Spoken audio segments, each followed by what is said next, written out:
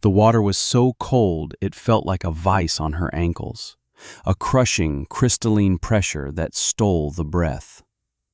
Ilara leaned forward, her back screaming in protest, and wrapped her raw fingers around the edges of the stone.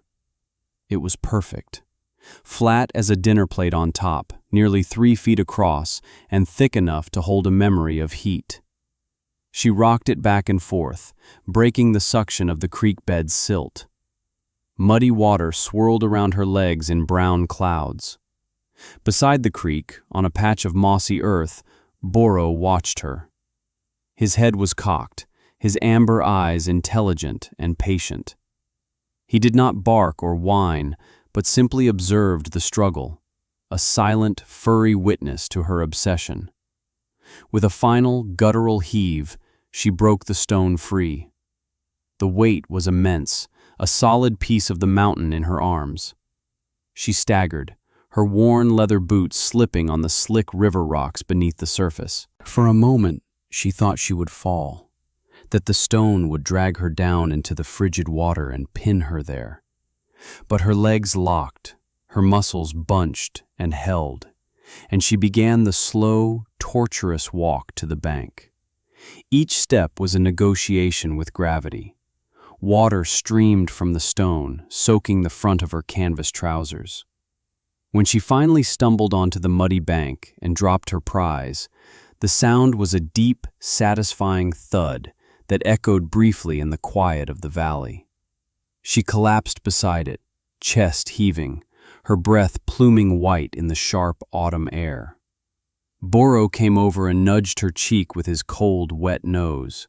She smiled, a faint upward turn of her lips, and scratched behind his ears. This was the 114th stone. It would be the capstone for the first heat bench. The journey back to the cabin was a series of small, agonizing trips. She had built a crude sledge from pine logs, and getting the massive stone onto it took the better part of an hour. Then came the slow drag up the incline, her body a fulcrum against the dead weight, Boro trotting patiently ahead as if scouting the path. The cabin her father had built sat nestled in a stand of aspen, small and sturdy. But it was the growing structure against its eastern wall that drew the eye. It looked like the foundation of some ancient ruin, a low, wide platform of meticulously placed river stones bound together with a dark, earthy mortar. This was where she placed the new stone, fitting it carefully into the space she had measured and prepared that morning. It settled with a grinding finality. Her work for the day was done. She stood and arched her back, the vertebrae cracking in a painful series of pops. Her hands were a mess of calluses and fresh scrapes, the fingernails broken and caked with mud and mortar. "That's the craziest thing I've ever seen." The voice came from the path leading to the town. Jedediah Croft stood there, his arms crossed over his barrel chest, a look of profound disbelief on his weathered face. He was their closest neighbor, a man who had lived in the valley for 60 years and believed he had seen everything it had to offer. Ilara simply looked at him, not offering a greeting or a defense. She wiped her hands on her trousers. "What in creation are you building, girl?" he asked, taking a few steps closer but keeping a wary distance, as if her project might be contagious. "A stove," she said. Her voice was quiet, unused to conversation. Jedediah let out a short, barking laugh. "A stove? From creek stones? Ilara, those things'll do nothing but crack and spit fire right into your floorboards. They're full of water. You get a real fire going in a box made of that, and they'll explode like gunshot." He shook his head, a gesture of both pity and exasperation. "Wait until the first hard freeze. You'll be lucky if you don't burn the whole cabin down around your ears." Ilara looked from Jedediah's dismissive face to the solid, silent mass of stone. She ran a hand over the cool, smooth surface of her new capstone. "It'll work," she said, not to him, but to the stove itself. It was a statement of fact, not an argument. "Suit yourself," Jedediah grumbled, turning to leave. "Don't come crying to me when you're freezing in the dark. A good cast-iron stove is $17 down at Abernathy's. $17 for a safe winter." She watched him walk away until he disappeared behind the curve of the hill. She did not feel anger, only a quiet, resolute certainty that hummed deep in her bones. That night, with Boro asleep at her feet, his paws twitching as he chased rabbits in his dreams, she sat at her father's small writing desk. The cabin was lit by a single oil lamp, its golden light falling across the pages of a worn, leather-bound journal. His handwriting was a precise, elegant script, full of diagrams and calculations. He had been a man of books and numbers, a geologist who saw the world not as dirt and rock, but as a complex system of pressures and properties. She found the page she was looking for, under the heading, "On the Nature of Thermal Mass." His words were a comfort, a confirmation of the knowledge he had passed down to her. "Do not use the porous sandstone from the upper ridges," he had written. "It holds water and will fracture under heat. Seek out the dense, igneous rocks from the deep creek bed. They were born of fire. They remember it. Their molecular structure is tight, crystalline. They will not crack. They will drink the heat and hold it long after the fire is gone." Mortar is key, not simple mud, a mixture of clay, fine sand, and wood ash in a 7:4:1 ratio. Cured slowly, away from direct sun. It will vitrify in the heat, becoming as strong as the stone itself. She traced the diagram of the stove's interior with her finger. It wasn't a simple box, it was a labyrinth, a long, winding series of baffles and channels that would force the hot gas from the fire to travel nearly 50 feet before it was allowed to escape up the chimney. 50 feet of travel, its heat leaching into the stone mass at every turn. It was a radical, brilliant design. Jedediah saw a pile of rocks. She saw a heat battery. She closed the journal and looked at the cold, dark fireplace that had served the cabin for years. It was a hungry beast, devouring wood and sending most of its warmth straight up into the sky. Her father had hated its inefficiency. This stove was his final theorem, and she was the one who would provide the proof. Boro sighed in his sleep, and Alara placed a hand on his warm, solid back. They would be warm this winter. The days bled into weeks. Autumn began its slow, beautiful decay, painting the aspen leaves in strokes of brilliant yellow and fiery orange before shaking them loose to the ground. Alara's life fell into a simple, brutal rhythm. Dawn was for hauling. The creek was a quarter-mile away, and each stone was a separate, back-breaking pilgrimage. She learned the language of the rocks, could tell by their color and texture which were dense enough, which had the flat, buildable faces she needed. She chose them like a jeweler selecting gems, each one with a purpose. Her body hardened, the soft lines of youth giving way to the ropey muscle of a laborer. Her hands, once capable of delicate needlework, were now broad and calloused, tools shaped by their function. Afternoons were for mortar. She found the perfect clay deposit a mile up the valley, a rich, gray seam in the earth. She dug it out in buckets, hauled it back, and mixed it in a large wooden trough with sand she'd sieved from the creek and ash saved from the inefficient fireplace. The work was methodical, almost meditative. The squelch of the hoe folding the mixture, the earthy smell, the precise addition of water until it reached the consistency of thick porridge. She followed her father's 7:4:1 ratio with the focus of an alchemist. Boro was her constant companion. He would lie in a patch of sun near her work, watching her with his knowing eyes. He never strayed far. His presence was a silent anchor, a steady, living warmth in her solitary world. He seemed to understand the importance of the work, the quiet urgency that drove her from before sunrise to after sunset. Sometimes, when she would pause to rest, her body aching with a fatigue so deep it felt like it had settled in her bones, he would rest his heavy head on her knee, and she would feel her resolve harden once more. The structure grew, stone by patient stone. It was no longer just a platform. It had walls now, thick and solid, forming the outer shell.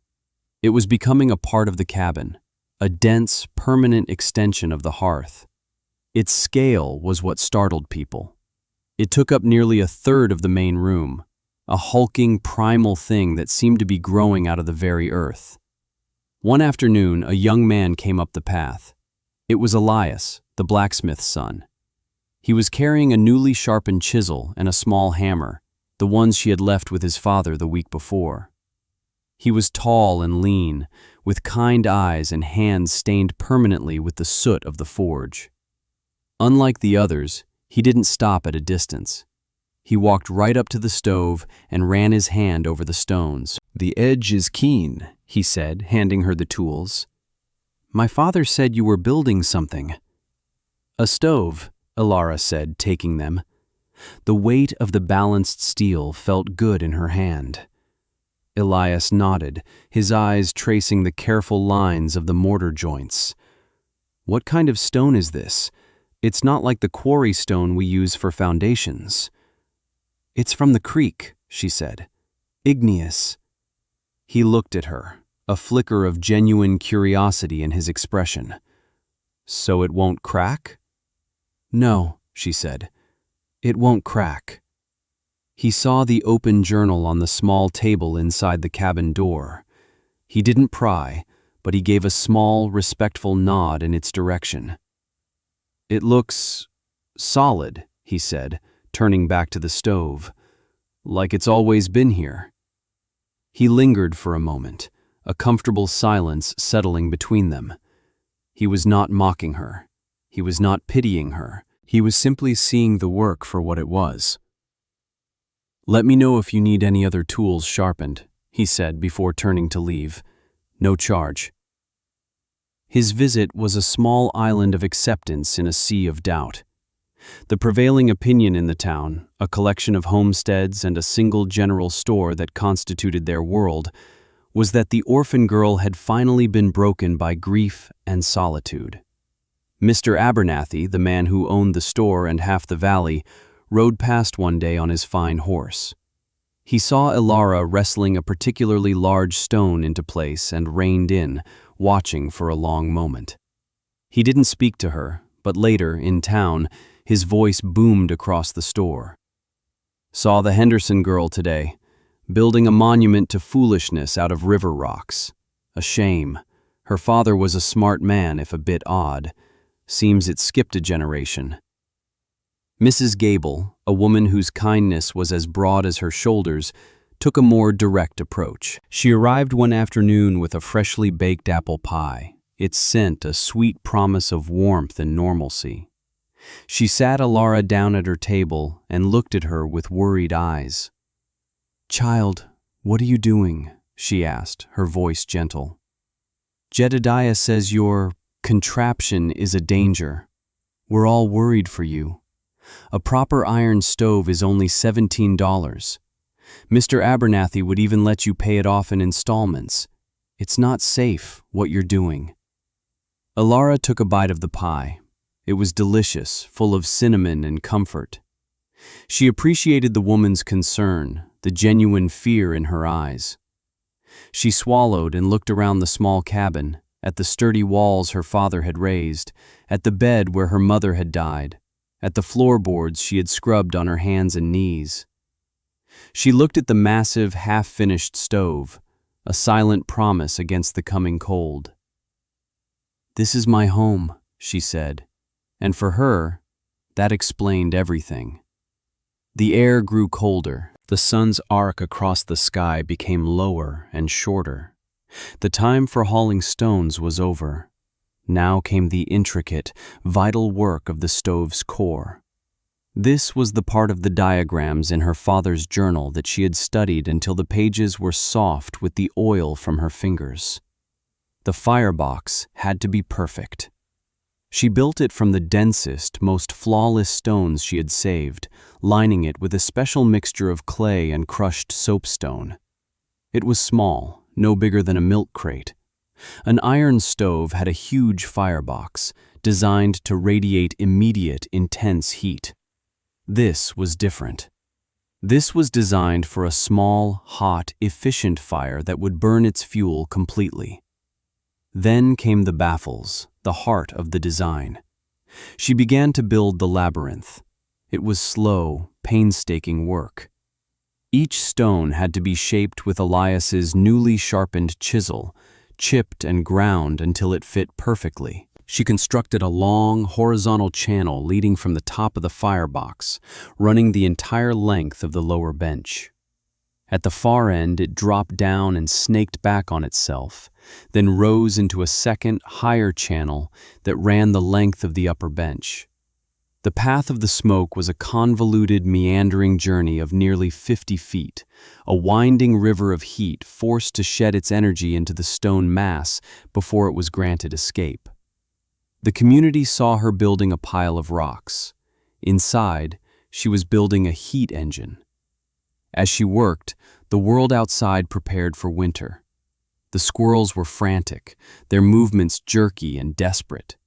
The geese had flown south weeks earlier than usual. The first snow came not as a gentle dusting, but as a wet, heavy blanket that broke branches from the aspens. The wind developed a new voice, a high, keening moan that seeped through the smallest cracks in the cabin walls. Jedediah Croft stopped by again, not to mock this time, but to deliver a warning. "The old signs are all there," he said, his face grim, his gaze fixed on the gray, turbulent sky. "The woolly worms have a thick coat. The hornets built their nests high. I haven't seen a winter like this coming since '78, the year we lost 3 souls to the cold. You get that thing of yours working, or you get out. This valley doesn't forgive foolishness." His words lingered long after he was gone. The pressure mounted. She worked faster, her movements precise and economical. She sealed the final baffle, mortared the last capstone, and connected the flue to the existing chimney. The stove was finished. It stood in the corner of her cabin like a sleeping beast, 3-tiered, its stone benches extending along the wall. It was massive, silent, and full of unknown potential. It had taken her 4 months and 3 days. It had taken 197 stones. For 2 weeks, she let the mortar cure, lighting only the smallest of fires in the old hearth. The cabin was cold. Frost painted intricate ferns on the inside of the window panes. Boro shivered in his sleep, and she covered him with her thickest wool blanket. Finally, the day came. The mortar was hard as rock. The air outside was still and brutally cold. She loaded the small firebox with a few pieces of seasoned oak, exactly as her father's journal instructed. Not a huge, roaring load, but a small, carefully stacked pile. She struck a match. The flame caught the kindling, and a plume of white smoke puffed back into the room for a moment before the draft caught and pulled it up the flue. She closed the heavy stone door she had fashioned for the firebox, leaving a small air vent open at the bottom.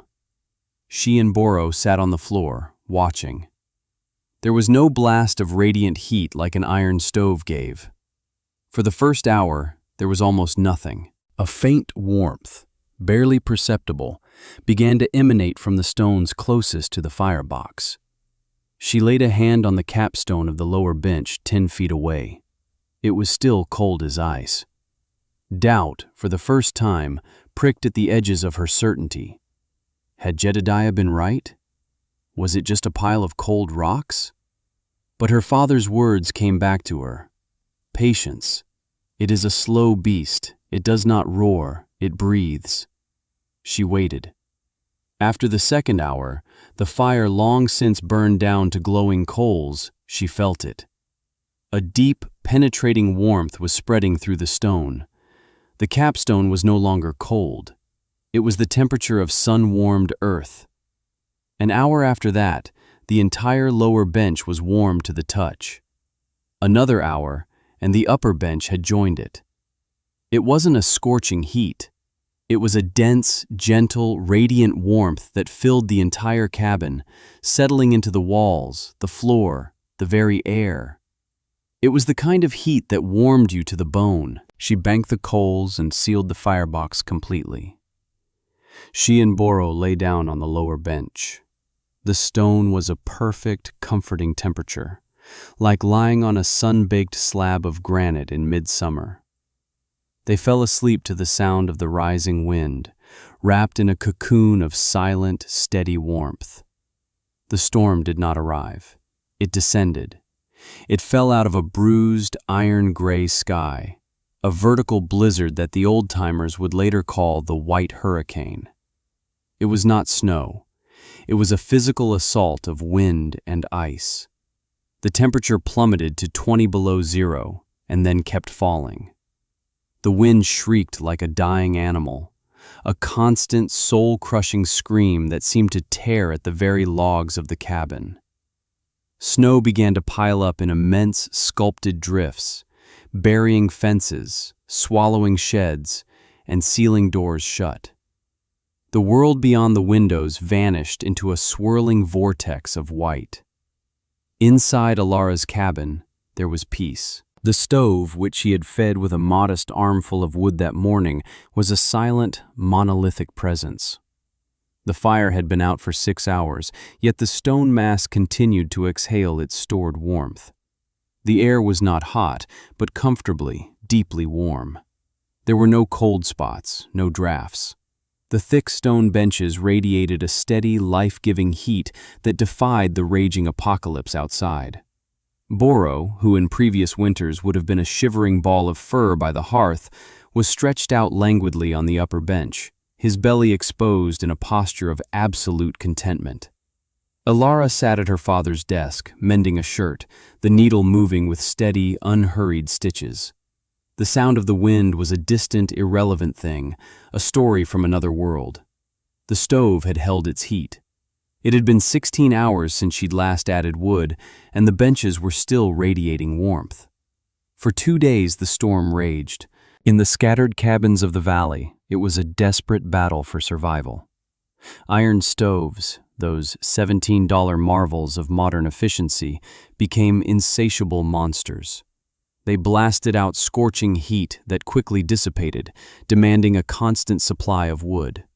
Men fought their way to wood tiles through chest-deep snow, only to find the fuel they'd thought would last a month was half gone in 2 days.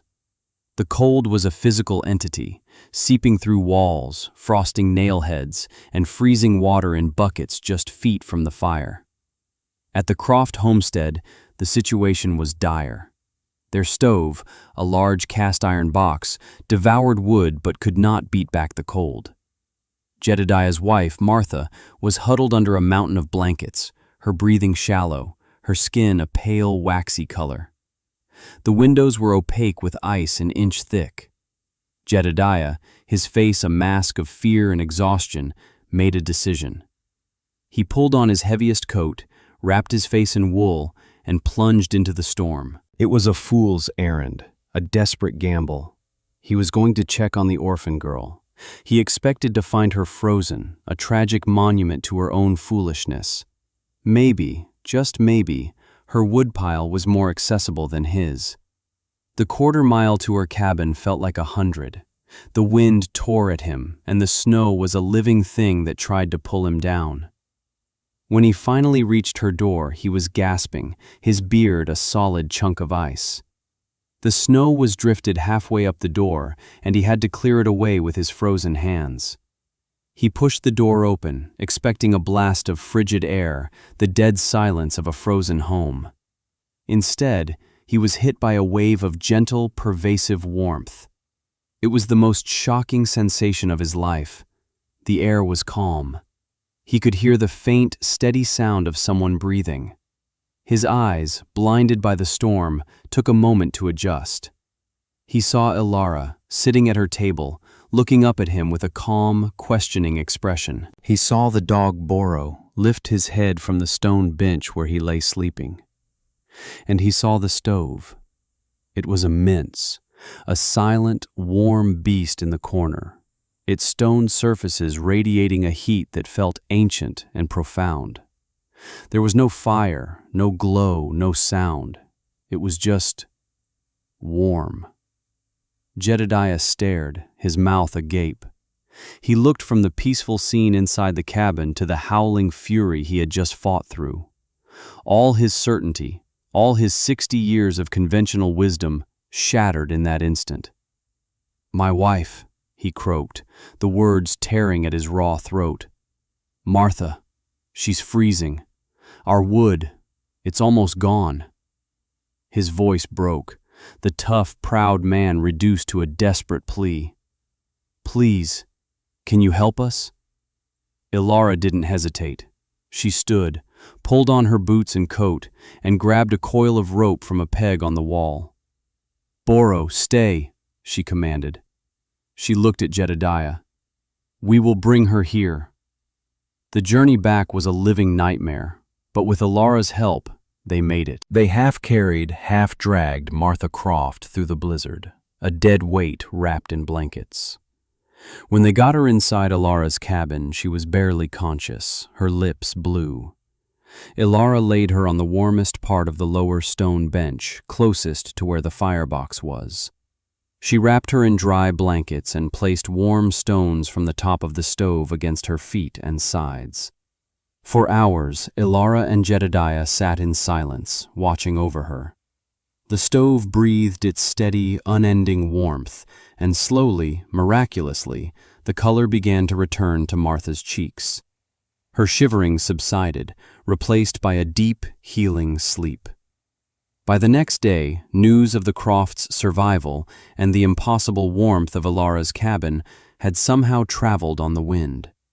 A second family, the Gables, appeared at her door, their faces etched with desperation.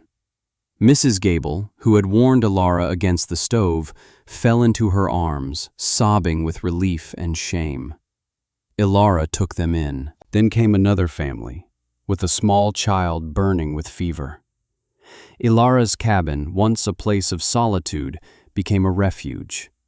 10 people and a dog, sheltered from the apocalypse by a pile of river stones. They huddled on the warm benches, their faces illuminated by the soft glow of the oil lamp. They watched the stove in silent awe. It was the heart of their small, temporary community, its quiet warmth the only thing holding the world at bay. Jedediah barely took his eyes off it. He would run his calloused hand over its surface, feeling the deep, resonant heat, his expression one of profound wonder. The storm broke on the 5th day. The wind died, and a weak, watery sun appeared in a sky of impossible clarity. The world was a uniform, blinding white, sculpted into alien shapes by the wind. When the men of the valley finally dug themselves out, they found a landscape of devastation. Roofs had collapsed. Livestock had frozen in the fields. But the people were alive, thanks to the girl they had mocked. That afternoon, a delegation came to Ilara's cabin. It was Jedediah, Mr. Abernathy, Elias, and a half-dozen other men. They stood in the snow outside her door, their hats in their hands, their faces humbled. Jedediah was their spokesman. "Ilara," he began, his voice thick with emotion, We were wrong. I was wrong. I've lived in this valley my whole life, and I thought I knew what it took to survive here." He looked at the stove, visible through the open door. "That thing, it saved us. It saved my Martha." He looked down at his boots, then back up at her, his eyes meeting hers. "We came to ask, how? How did you know?" Ilara went inside and returned with her father's journal. She didn't speak. She simply opened it to the diagrams of the baffles and handed it to Jedediah. The men crowded around, peering at the elegant script and the precise drawings. They were practical men who worked with their hands, but they recognized genius when they saw it. Mr. Abernathy, the wealthy merchant, traced the path of the smoke with a trembling finger. 50 feet, he whispered. The heat has to travel 50 feet. Elias looked from the journal to Alara, a look of deep, quiet admiration on his face. "Will you teach us?" Jedediah asked, his voice full of a reverence she had never heard from him before. Alara looked at the faces of the men who had dismissed her, who had called her a fool. She saw no mockery now, only a desperate, genuine need. She gave a single, slow nod. "Yes," she said, "I will teach you." The next summer, the valley was filled with a new sound, the rhythmic chip, chip, chip of chisels on stone. The men, under Alara's quiet tutelage, began to build their own stoves. She did not lecture or command. She would walk from homestead to homestead, Boro trotting at her side, and show them. She taught them how to read the stones, how to mix the mortar, how to lay out the intricate channels that were the secret to the stove's power. Jedediah was her most devoted student, his work slow and meticulous. Elias, with his smithing skills, forged perfect iron doors and dampers for each new stove. A community that had been a loose collection of suspicious individuals was transformed, bound together by mud, stone, and shared labor. They were building more than stoves. They were building a future. Years passed. The valley thrived. The white hurricanes still came, but they were no longer a terror. They were an inconvenience, a reason to stay indoors, to gather around the gentle, radiant warmth of the stone hearts of their homes. Ilara's stoves became legend. People from other valleys would travel to see them, to learn the secrets of the stones. Ilara never took credit. When asked, she would simply say, "My father understood the stone." She and Elias married, a quiet ceremony by the creek where she had gathered the first stones. Theirs was a partnership of few words and deep understanding, forged in fire and stone. They lived in her father's cabin, which they expanded over the years, but the original stove remained its soul. Boro grew old. His muzzle turned gray, his steps became slow and deliberate. He spent most of his days sleeping on his favorite spot on the upper bench of the stove. One cold winter morning, Alara woke to find him gone. He had not moved from his spot, but the spark of life, the patient, intelligent light in his amber eyes, was extinguished. He had died peacefully in his sleep, in the warm, safe home he had watched her build. His death was a quiet, profound grief. Elias helped her bury him on the hill overlooking the cabin, beneath a tall pine tree. They marked his grave with a single, smooth, gray creek stone. Decades flowed by like water in the creek. Ilara's hair turned the color of snow. Her hands became gnarled with age, but they still remembered the feel of stone and mortar. She was the respected elder of the valley, the quiet woman who had taught them how to live with the winter. Children would come to her cabin to hear the story, and she would show them her father's journal, its pages now as soft as cloth. She would sit with them on the warm benches of the first stove, its surface worn smooth by generations of use, and teach them how to listen to what the stones had to say.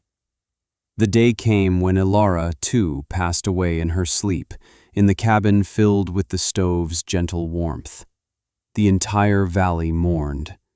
They did not build her a fancy monument. Instead, they went to the creek, the men and women she had taught, and their children, and they chose a single, perfect stone.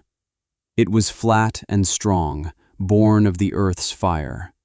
They carried it up the hill and placed it beside Boro's grave. Elias, his own hair now white, carved the inscription himself, his hands sure and steady. It did not list her name or the dates of her life. It said only one thing, a simple truth the entire valley understood in their bones. She kept us warm. Long after they were all gone, the cabin remained. It stood against the wind and the snow, a testament to the quiet girl who had listened to her father. And inside, the stove she had built from 197 creek stones stood silent and solid, a monument of patience, a promise of warmth, waiting for the next fire.